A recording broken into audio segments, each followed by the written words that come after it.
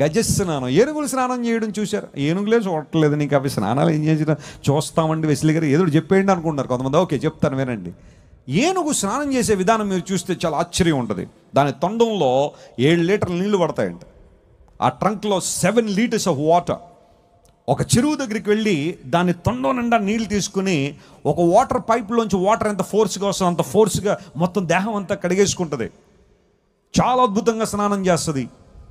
ఏనుగు స్నానం చాలా గొప్పగా ఉంటుంది అన్నమాట. ఆ ట్రంక్లో నీళ్ళు తీసుకుని చక్కగా శుభ్రపరిచేసుకుని, ఒక మాటలో చెప్పాలంటే ఓ సంతూర్ సోప్తో స్నానం చేసినట్టుగా బయటకు వస్తుంది.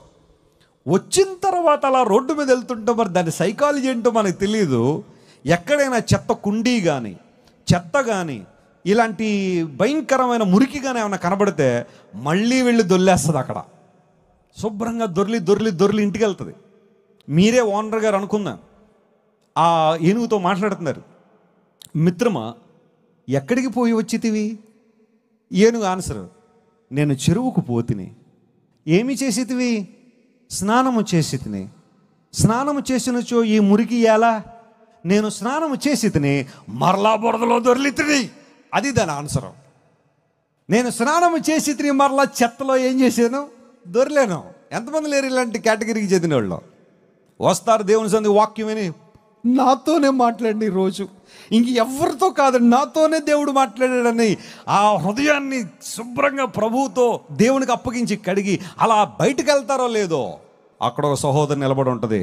ఈరోజు సీరియల్లో ఏం జరిగిందో తెలుసా అనగానే ఈమె ఇక్కడ వాక్యం అక్కడ చెప్పదు, కానీ అక్కడ సీరియల్ అంతా చెప్పించుకుని ఇంటికి వెళ్ళావంటే నువ్వు మురికంటించుకోవాలా?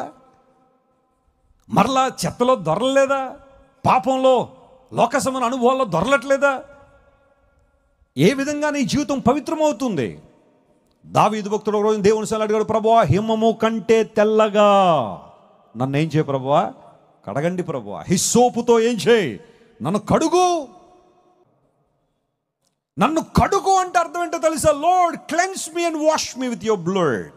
యేసు ప్రభు ఈ లోకానికి వచ్చే సిలువలో నీ కోసం నా కోసం మరణించి తన రక్తాన్ని కార్చి ఆ రక్తంతో మన జీవితాలు కడగాలని, పవిత్రపరచాలని ప్రభు ఆశించాడు.